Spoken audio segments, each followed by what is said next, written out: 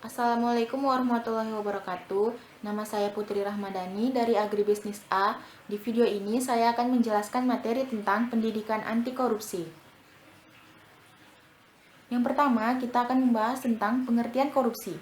Korupsi didefinisikan sebagai sebuah tindakan seseorang yang menyalahgunakan kepercayaan dalam suatu masalah atau organisasi untuk mendapatkan keuntungan. Pengertian korupsi secara umum adalah perbuatan yang buruk seperti penggelapan uang, penerimaan uang sogok, dan lain sebagainya untuk memperkaya diri sendiri atau orang lain atau korporasi yang mengakibatkan kerugian keuangan pada negara.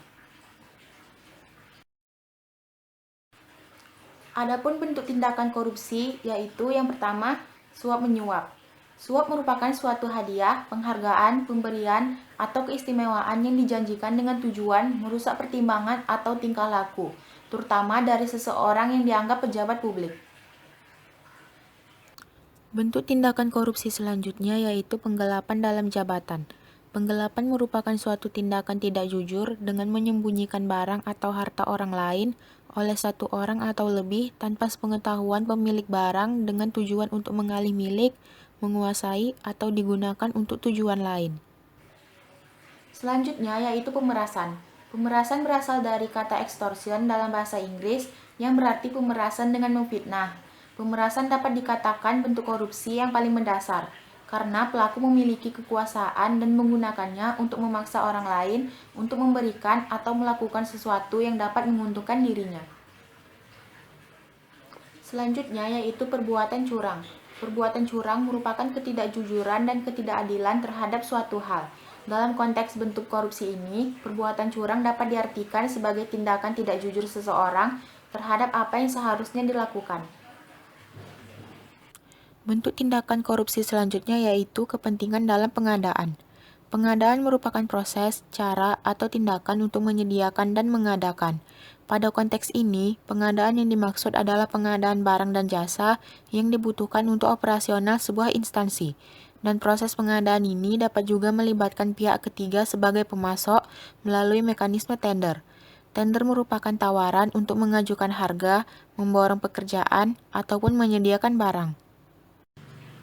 Bentuk tindakan korupsi yang terakhir yaitu gratifikasi. Gratifikasi merupakan sebuah hadiah, imbalan, atau balasan atas jasa atau manfaat yang diberikan secara sukarela, tanpa ajakan atau janji.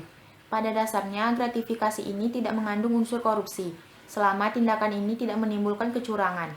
Maka dari itu, gratifikasi dalam konteks bentuk korupsi harus dilihat pada perspektif kepentingan gratifikasi. Baiklah, saya akan membahas tentang faktor penyebab korupsi. Faktor penyebab korupsi yang pertama yaitu ada dari faktor internal. Faktor internal yang pertama adalah sifat tamak atau rakus manusia. Sifat tamak merupakan sifat yang berasal dari dalam diri setiap individu. Hal itu terjadi ketika seseorang mempunyai hasrat besar untuk memperkaya diri dan tidak akan pernah merasa puas terhadap apa yang telah dimiliki. Yang kedua yaitu gaya hidup konsumtif.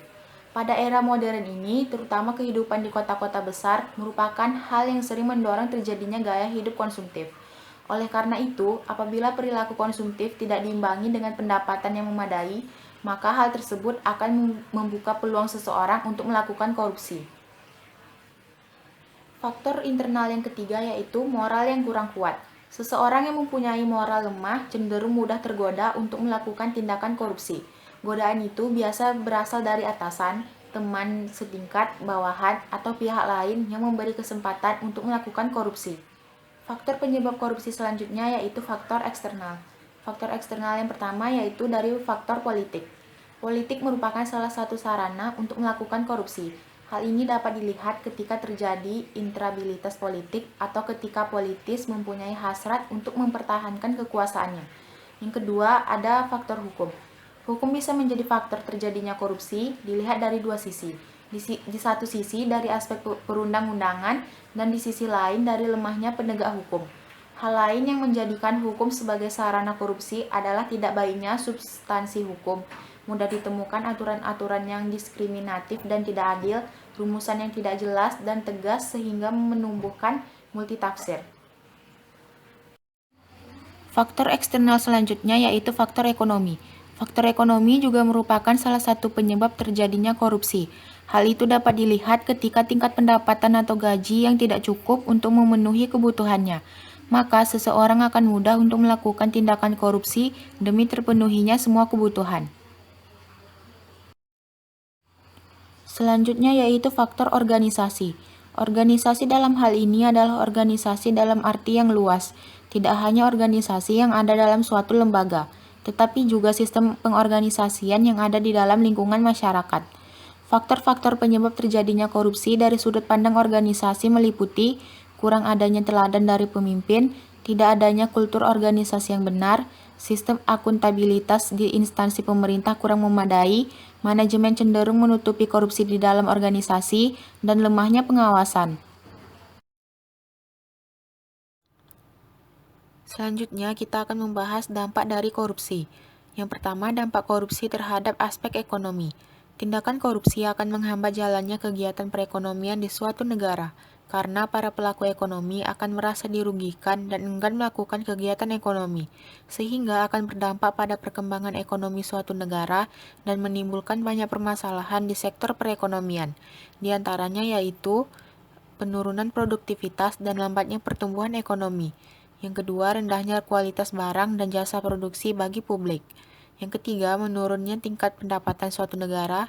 Yang keempat, menurunnya kepercayaan dari para investor. Dan yang kelima, keterbelakangan perekonomian negara. Selanjutnya yaitu dampak korupsi terhadap aspek politik dan demokrasi. Yang pertama yaitu hilangnya kepercayaan publik terhadap partai politik.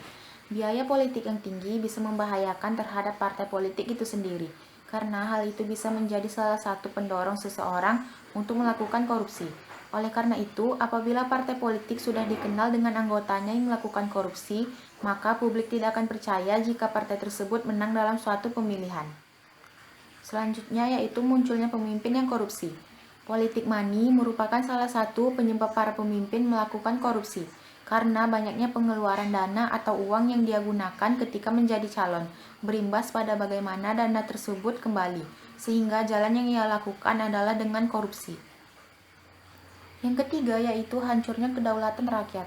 Dengan banyaknya pelaku korupsi, khususnya di dunia politik, menjadikan kedaulatan negara berada di tangan kelompok-kelompok tertentu dengan partai politiknya masing-masing, yang pada dasarnya kedaulatan tersebut berada di tangan rakyat. Maka dari sini dapat kita ketahui bahwa partai politik yang memegang kedaulatan negara dan rakyat tidak mempunyai kuasa terhadap kedaulatan negara. Dampak korupsi yang ketiga yaitu dampak terhadap aspek pertahanan dan keamanan. Yang pertama, lemahnya alutsista dan SDM. Banyaknya anggaran yang dikeluarkan pemerintah untuk menciptakan alutsista yang canggih tidak menjamin keamanan suatu negara, karena banyaknya pejabat pemerintah yang korupsi terhadap anggaran tersebut, sehingga alutsista yang kita miliki terbatas dan terbilang masih belum canggih, serta lemahnya SDM yang dipengaruhi kurangnya dana untuk melakukan latihan. Dampak korupsi terhadap aspek pertahanan dan keamanan selanjutnya yaitu menguatnya kekerasan di dalam masyarakat. Banyaknya permasalahan yang timbul di dalam masyarakat menyebabkan rentannya terjadi kekerasan. Namun, banyak masalah yang tidak dapat teratasi oleh pihak yang berwajib karena alasan finansial yang belum teralokasikan. Hal tersebut merupakan perilaku dari para pejabat yang tidak bertanggung jawab, yang hanya mementingkan individunya dengan melakukan korupsi.